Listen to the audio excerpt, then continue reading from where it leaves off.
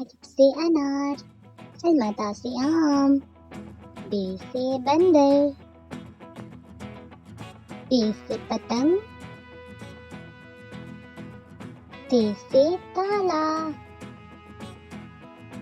ते से टमाटर, से समर, जीम से जहाज, चे से चिड़िया, हे से हुक्का, खे से खरगोश, दाल से दावत, दाल से डबल रोटी, जाल से ज़ख़ीरा, रे से रीछ, रे से पहाड़, जे से जंजीर, ये से यालबारी, सीन से सेब, शीन से शलजम, स्वाद से सोफा, स्वाद से ज़ईफ़,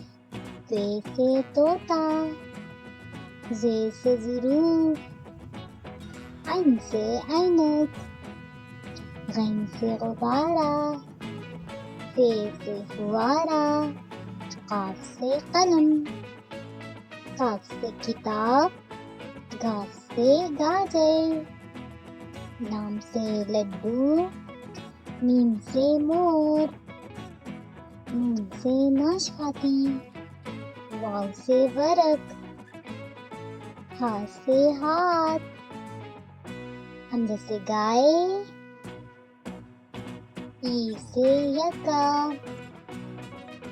ये से तारे।